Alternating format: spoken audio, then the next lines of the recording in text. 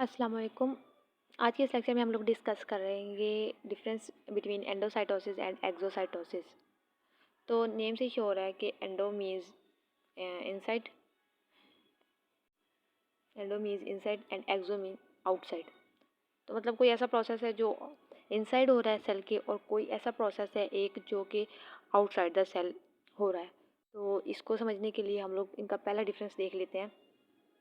सबसे पहला डिफरेंस है, it helps in the process of intake of substances from external environment.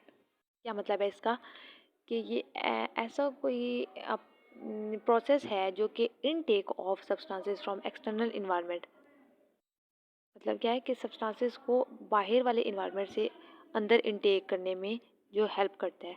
ठीक है, उसको हम क्या कह रहे हैं कि एंडोसाइटोसिस। मैं आपको समझाती हूँ। फॉर एग्जांपल, ये कोई मेम्ब्रेन है, ठीक है, और यहाँ पे कोई सब्सटेंस है। ठीक है, ये क्या है, आउटसाइड द सेल है, ये सब्सटेंस प्रेजेंट है।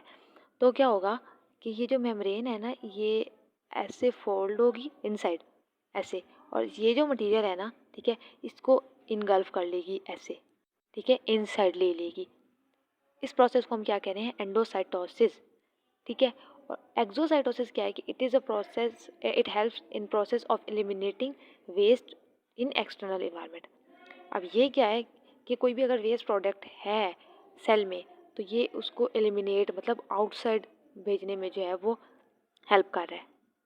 ठीक है, अब इसका क्या मतलब है कि अब ये कोई सेल है, ठीक है, फॉर एग्जांपल, तो इसमें ये वेस्ट पड़ा है। अब इसने क्या है कि बाहर जाना है, बाहर भेजना है सेल ने इसको। तो सेल कौन सा प्रोसेस यूज़ करेगा, एक्सोसाइटोसिस का, मतलब बाहर भेजने वाला प्रोसेस। वो कैसे होगा कि सेल जो है ना कुछ ऐसी शेप बनाएगा, ठीक है, और यहाँ से वेजिकल की फॉर्म में उस वेस्ट प्रोडक्ट को एलिमिनेट कर देगा। ठीक है, ये वेजिकल की फॉर्म में एक वेजिकल सा बनेगा मेम्ब्रेन से बाहर की तरफ, और वो एलिमिनेट हो जाएगा वेस्ट। ठीक है, सेकंड डिफरेंस क्या है, यहाँ से क्लियर हो गया ना कि एंडोसाइटोसिस जो है ना वो इनसाइड मटेरियल को इनगल्फ कर रहा है, मेम्ब्रेन को फोल्ड करके, ठीक है, इनसाइड ले रहा है। और जो एक्सोसाइटोसिस है ना, वो वेजिकल की फॉर्म में वेस्ट मटेरियल को बाहर भेज रहा है। सेकंड डिफरेंस क्या है, it occur in plasma membrane. अभी मैंने आपको ये चीज़ बताई है कि ये है प्लाज्मा मेम्ब्रेन। ये प्रोसेस प्लाज्मा मेम्ब्रेन में अक्कर होता है।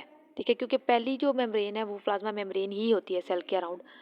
तो इसलिए सबसे पहले ये जो प्रोसेस है ये प्लाज्मा मेम्ब्रेन में अक्कर करता है।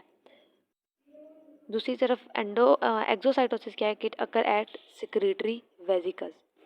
वो भी मैंने आपको बात बता दी है कि एक्सोसाइटोसिस जो है वो सिक्रेटरी, ये देखें ऐसे सिक्रेटरी वेजिकल की फॉर्म में ये अक्कर करता है। थर्ड डिफरेंस क्या है, it is form of active transport. ठीक है, अब एंडोसाइटोसिस एक्टिव ट्रांसपोर्ट की फॉर्म कैसे है कि मतलब अगर हमने किसी चीज़ को किसी दूसरे से लेना है, खींचना है, ठीक है, स्नैच करना है, तो हमें फोर्सफुली उस चीज़ को उठाना पड़ता है, लेना पड़ता है। अगर हम किसी चीज़ को, किसी वज़न को भी नीचे से उठा रहे हैं, तो उसमें भी हमें फोर्स, एनर्जी लगानी पड़ती है।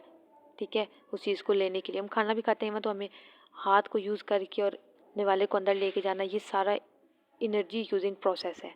ठीक है, तो कुछ भी जब हम ले रहे होते हैं ना, तो हमेशा वहाँ पे हमें एनर्जी इन्वेस्ट करनी पड़ती है।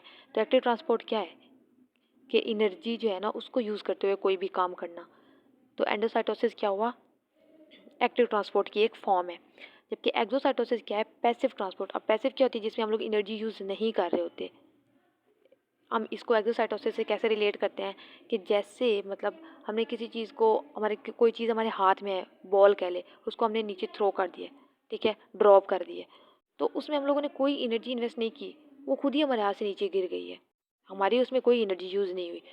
इसी तरह एक्सोसाइटोसिस में क्या होता है कि जो हमने वेस्ट मटेरियल बाहर वेजिकल की फॉर्म में भेजना होता है, वो बगैर एनर्जी को यूज़ किए हम लोग वो प्रोसेस करते हैं, हमारे सेल करते हैं। तो ये क्या हुआ कि पैसिव ट्रांसपोर्ट की एक फॉर्म है। ठीक है, अब एंडोसाइटोसिस क्या है, it requires energy in the form of ATP. वही बात है कि जो एनर्जी यूज़ होगी ना इस प्रोसेस में, वो किस फॉर्म में होगी, एक्टिव एटीपी की फॉर्म में यूज़ होगी। एक्सोसाइटोसिस में क्या होता है कि it does not require energy, मतलब इसमें क्या होता है कि जो एनर्जी होती है ना हमें वो रिक्वायर्ड नहीं होती है। तो ये यहाँ से ये भी क्लियर हो गया कि पैसिव ट्रांसपोर्ट और एक्टिव ट्रांसपोर्ट का भी क्लियर हो गया है कि एंडोसाइटोसिस क्या है, उसमें एनर्जी रिक्वायर्ड होती है, ठीक है, किस फॉर्म में, एटीपी की फॉर्म में, और एक्सोसाइटोसिस में एनर्जी रिक्वायर्ड नहीं होती। अब एंडोसाइटोसिस क्या है, नेक्स्ट डिफरेंस ये है कि endocytosis can involve in transport of extra cellular components, कि जो एंडोसाइटोसिस है ना, वो जो भी मतलब सेल के बाहर जितनी भी चीज़ें हैं ना, जितने भी कंपोनेंट्स हैं, अगर उनको हमने ट्रांसपोर्ट करना है इनसाइड, तो उसके लिए जो प्रोसेस यूज़ होगा उसको हम क्या कहेंगे, एंडोसाइटोसिस। और एक्सोसाइटोसिस उसके उल्ट होगा, मतलब जो भी हमने मतलब सेल के बाहर जो भी चीज़ भेजनी है, कोई कोई स्ट्रक्चर बनाना है, सेल के अंदर हमेशा जो भी कुछ मटेरियल बाहर बनना होता है ना, वो सेल के अंदर पहले उसका मटेरियल तैयार होता है, फिर उस मटेरियल को बाहर ट्रांसपोर्ट किया जाता है कोई भी स्ट्रक्चर बनाने के लिए। तो एक्सोसाइटोसिस में क्या होगा कि जो भी हमने एक्स्ट्रा सेलुलर मटेरियल जो है, मैट्रिक्स जो है वो बनाने होंगे, तो उसके लिए जो प्रोसेस इन्वॉल्व होगा उसको हम क्या कहेंगे, एक्सोसाइटोसिस। एग्जांपल क्या है इसकी, engulfing bacteria by phagocytosis. Bacteria को एग्जांपल में क्या आते हैं, engulfing bacteria by phagocytosis. Phagocytosis क्या है, मतलब किसी भी सॉलिड मटेरियल को इनगल्फ करना, ठीक है।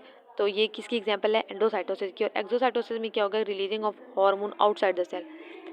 अब हार्मोन्स जो है ना हमारे बॉडी में अभी इतने ज़्यादा रिलीज़ हो रहे हैं एट अ टाइम, ठीक है, अभी भी हम लोग बैठे हैं तो हमारे हार्मोन्स रिलीज़ कंटिन्यूसली हो रहे हैं, तो बगैर किसी एनर्जी के यूज़ किए वो होते जाते हैं, ठीक है, आउटसाइड द सेल। तो इसको हम क्या कहेंगे, एक्सोसाइटोसिस।